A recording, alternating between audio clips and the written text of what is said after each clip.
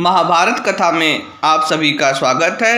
आज के प्रसंग में मैं आप लोगों को बतलाऊंगा कि किस प्रकार भगवान श्री कृष्ण ने जाते समय अपनी बुआ कुंती से मुलाकात की तथा कुंती ने भगवान श्री कृष्ण के माध्यम से अपने सभी पुत्रों को क्या संदेश दिया और क्यों श्री कृष्ण ने कर्ण को अपने रथ पे बैठाकर नगर के बाहर जाकर कुछ वार्ता की।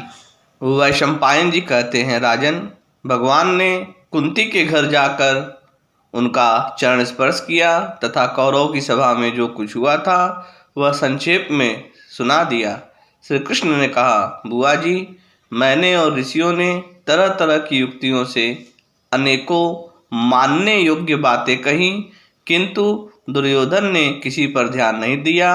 दुर्योधन के अनुयायी इन सब वीरों के सिर पर काल मंडरा रहा है। अब मैं आपसे आज्ञा चाहता हूँ, क्योंकि मुझे शीघ्र ही पांडवों के पास जाना है। बताइए, आपकी ओर से मैं पांडवों से क्या कह दूँ? कुंती ने कहा, केशव, मेरी ओर से तुम राजा युधिष्ठिर से कहना कि पृथ्वी का पालन करना तुम्हारा धर्म है, सो अब तुम इसे वृथा में मत खोना। केशव, तुम अर्जुन से कहना कि तेरा जन्म होने के समय मुझे यह आकाशवाणी हुई थी कि कुंती, तेरा यह पुत्र इंद्र के समान होगा। यह भीमसेन के साथ रहकर युद्ध स्थल में आए हुए सभी कौरवों को जीत लेगा और अपने शत्रुओं को व्याकुल कर देगा। यह सारी पृथ्वी को अपने अधीन कर लेगा और इसका यश स्वर्गलोक तक फैल जाएगा। श्री कृष्ण की सहायता से यह सारे कौरवों को संग्राम में मारकर अपने खोए हुए पैतृक अंश को प्राप्त करेगा और फिर अपने भाइयों के सहित 3 अश्वमेघ यज्ञ करेगा। श्री कृष्ण, मेरी भी ऐसी इच्छा है कि यदि आकाशवाणी ने जैसा कहा था वैसा ही हो, और यदि धर्म सत्य है तो ऐसा ही होगा। तुम अर्जुन और भीमसेन से यही कहना कि क्षत्राणियाँ जिस काम के लिए पुत्र उत्पन्न करती हैं उसे करने का समय आ गया है। द्रौपदी से कहना कि बेटी, तू अच्छे कुल में उत्पन्न हुई है।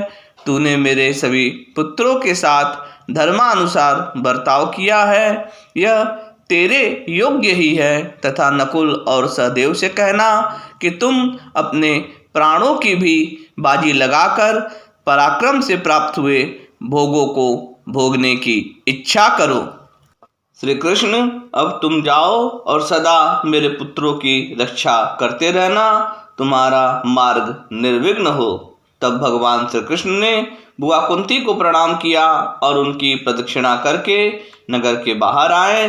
वहां आकर उन्होंने भीष्म आदि प्रधान कौरवों को विदा किया तथा कर्ण को रथ में बैठाकर सात्यकी के साथ चल दिए।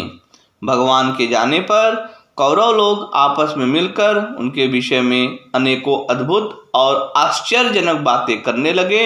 नगर के बाहर आकर श्री कृष्ण ने कर्ण के साथ कुछ गुप्त बातें की और फिर उसे विदा करके घोड़े हाँक दिए। वे इतनी तेजी से चले कि उस लंबे मार्ग को बात ही बात में तय करके उपलब्ध में जा पहुँचे। जय श्री कृष्ण।